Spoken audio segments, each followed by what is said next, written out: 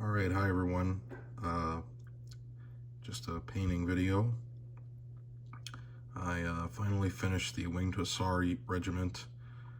These are from Khorasan. I bought, I forget how many they come into a pack, but anyway, I bought a couple packs of the regular riders, and then I got the command group. I showed these guys on the channel before, but I finally finished the last stand of regular Lancers, and then I did the command stand, which I think turned out okay. Comes as a musician. We've got the officer and the flag bearer. This is a flag from one of my Fire and Sword sets. I had a few Polish cavalry flags left over. So I think if I need a command, like a standalone command group for my Polish army, I can use this guy on his own, or this base on its own. I did, as you can see, I did the accents in blue, just to keep kind of the unit organized. And then if I'll probably get another, more Hussars from Khorasan in the future. I'll do a different color, but I did red. They're, kind of traditional or typical colors. I got to revisit that tapestry to check, to look at the different color, to look at the Hussars. I mean, one thing is, these are gaming pieces ultimately, and it's all about just the camera. Sorry about that. You got to strike a balance, I think, between making things look historically accurate as you can, and but also knowing that you got to do some things to make the painting efficient to a point, and make sure you can organize the collection. So yeah, that's what I've got. I think it looks like it's a nice looking unit. I think doesn't quite line up because of kind of the way I based them and the shapes of the figures, but that's okay. I think they look pretty good. Yeah. So, nice, the iconic unit of the Polish-Lithuanian Commonwealth. That's, the famous story about the Second Siege, or the Battle of Vienna. Really, really the third attempted Ottoman siege. I think I might make a video, now that I'm here, I might make a video on all of the times the Ottomans tried to besiege Vienna, or wanted to, because there's the first one under Suleiman. I think that was in 1528, if I'm not mistaken. I guess I'll just go off on this tangent. He tries to do that. He fails, and kind of a fluke. I mean, it was really, speaks well to the Austrian garrison that they're able to win, and also, the degree of, and then failures on the Ottoman part, that they weren't able to win. Then about 1 or 2 years later, he tries again, Suleiman the Magnificent. There's a standoff, and between Suleiman and Charles V, who probably my favorite monarch or leader of the 16th century, Charles V.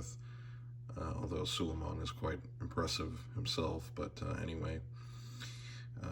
And then there's a standoff. There's no real battle. Of could have been one of the kind of largest battles in history, or at least, very least in that century. And then Ottomans kind of take a break from operating in Hungary and in Central Europe for about almost a decade, over a decade. So they're tied up fighting the Persians, the Safavid dynasty that I bring up a lot. And they don't come back to Hungary until the 1540s. I hope I'm getting the dates right. I'm a little tired, but anyway. But after that, I mean, up until 1683, there's of course wars with the Habsburgs, or potential conflicts that, you know, people don't really hear in these kind of pretty basic or pop accounts. But in the 1590s, there's one of the viziers I know, because I've read the sources, says like, okay, let's go, and we're gonna drive on to Vienna. Becomes kind of this like political object that when they need to, when certain like people in the Ottoman establishment want to like get support or kind of motivate people, they say, okay, we're gonna, you know, go to Vienna, we're gonna do it this time, guys, type of thing.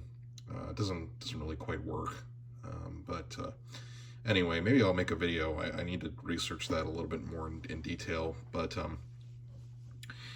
anyway, yeah. But Hussars, of course, are at 1683 with King Sobieski, and they relieve the siege. But you know, the story's not over after that. I mean, because they're fighting till 1699, so it takes a really long time. I mean, it's not like some kind of quick turnaround. Yeah, but anyway, it's a video for another day.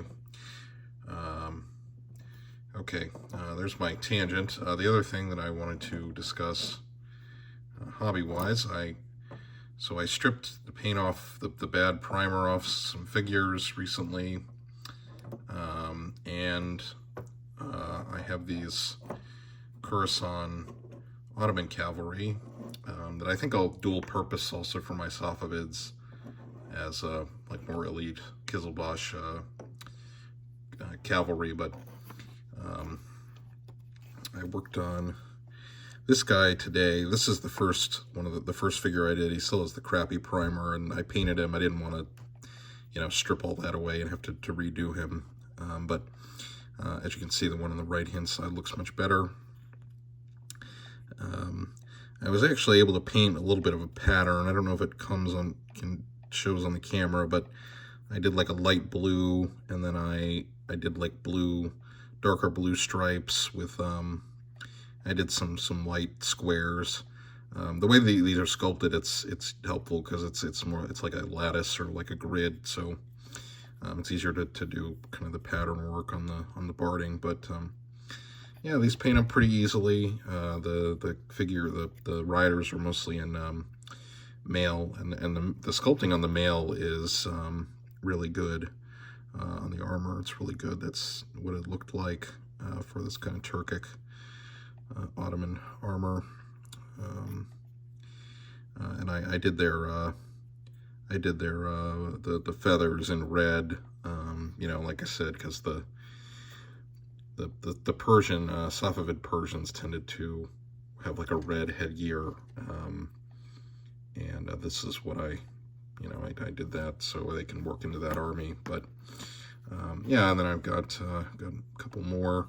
These paint up really quickly. I'm pretty happy about that. And then the other thing I did to keep the give the unit some kind of indication is I painted a green. I decided to do green on the shields and on the reins. Although this I probably should paint over real quick, because I used this Apothecary white, which works as a good wash for like lighter colors, but kind of overdid it on the green there. So yeah, they paint up nicely. I think I should be able to get these guys done pretty soon. nice, kind of nice variations in the horses and stuff. And the shields are sculpted on, which is nice. They're sculpted right in the figure. Yeah, I've got 3 more to do, so plenty to do. I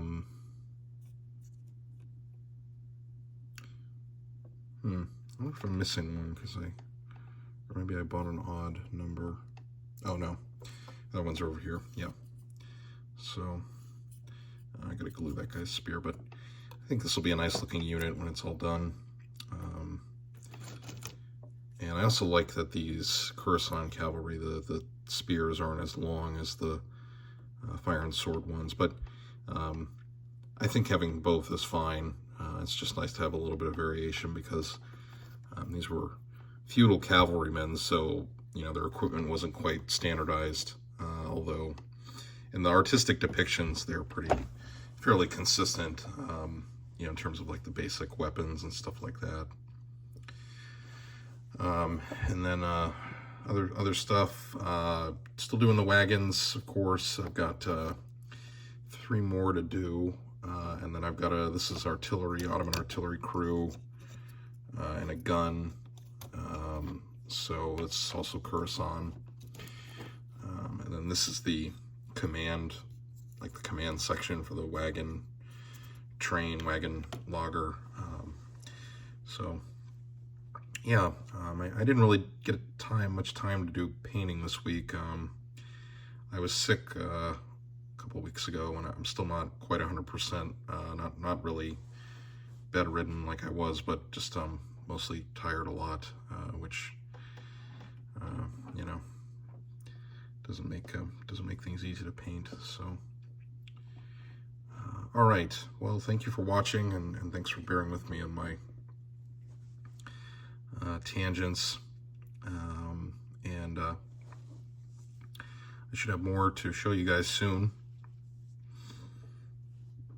I think I'll do a showcase when I get the Cossack wagons all painted and the Cossack wagon command finished, and then kind of show my Polish army with the wagon group attached, and then maybe I'll wait to do that once I also have the Cossack, some of the Cossack infantrymen I painted finished as well. And of course I'll put the winged Hussars in that video. Okay, thank you, and I'll talk to you guys in the next video.